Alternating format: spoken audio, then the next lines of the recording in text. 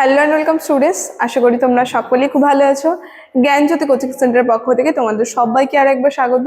তো আমি মীরা ম্যাম, আমি আজ তোমরা যে কলকাতা ইউনিভার্সিটির আন্ডারে পড়ছো, তোমাদের থার্ড সেমিস্টার মেজর 3 যে বেঙ্গলি পেপার রয়েছে, সেখান থেকে আজ যে বিষয়টি নিয়ে আমি আলোচনা করব সেটা হচ্ছে বাংলা গদ্য সাহিত্য বিকাশে সংবাদ প্রভাকর পত্রিকার ভূমিকা। ঠিক আছে, এই যে টপিকটা রয়েছে এটা নিয়ে কিন্তু আরেকটা ক্লাস আমি করেছি এর আগের দিন। এই টপিকটা অবশ্যই আগে দেখে নেবে, নামটা আমি বলে দিচ্ছি।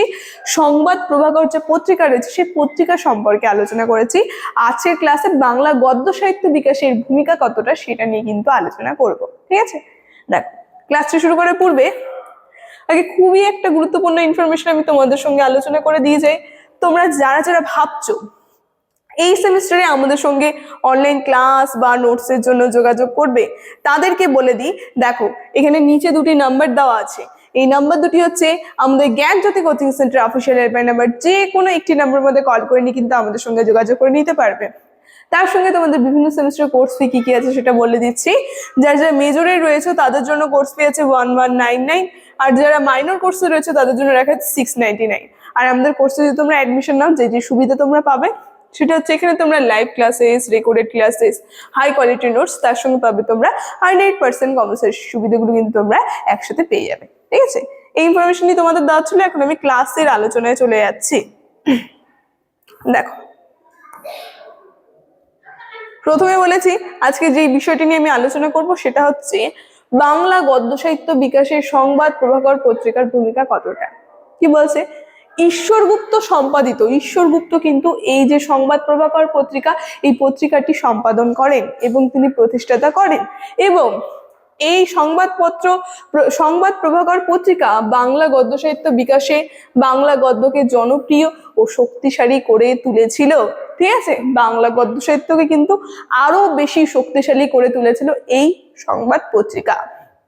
তারপর কি বলছে, এটা প্রথম বাংলা দৈনিক সংবাদপত্র এবং এর মাধ্যমে ঈশ্বরগুপ্ত তার পত্রিকা দেশ ও বিদেশের খবর, দেখো এই পত্রিকার মধ্যে যে সমস্ত বিষয়গুলো তিনি লিখতেন সেটা হচ্ছে দেশ বিদেশের খবর, সাহিত্য, ধর্ম, সমাজ বিষয়ক আলোচনা প্রকাশের মাধ্যমে কিন্তু সাধারণ মানুষকে শিক্ষিত ও সচেতন করে তোলে। ঠিক আছে, তাহলে দেখো এটা বাংলা গদ্য সাহিত্য বিকাশে কতটা গুরুত্বপূর্ণ ভূমিকা পালন করেছিল। এবং কি বলছে, এই পত্রিকা বাংলা গদ্যকে একটি শক্তিশালী মাধ্যমে পরিণত করে যা সাহিত্যের অনন্য শাখার প্রভাব ফেলেছিল। সাহিত্যের যারা অন্যান্য শাখা যে রয়েছে সেই শাখার ক্ষেত্রে কিন্তু এটা একটা গুরুত্বপূর্ণ প্রভাব ফেলেছিল। ঠিক আছে, শুধুমাত্র সাহিত্য নিয়ে আলোচনা করা হতো তা না, বিভিন্ন ধরনের বিষয় নিয়ে কিন্তু এই পত্রিকার মধ্যে আলোচনা করা হতো।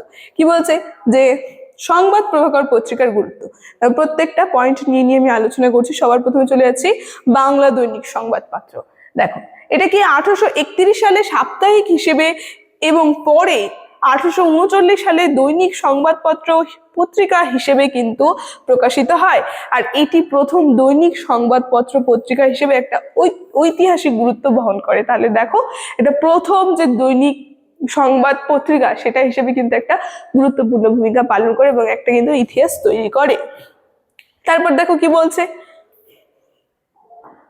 দেখো তারপর বলছে যে জনমত গঠন ও সামাজিক সচেতন, এই যে পয়েন্টটা কি বলছে, জনমতকে গঠন করে তার সঙ্গে সামাজিক সচেতন বার্তা কিন্তু বহন করে এই পত্রিকা।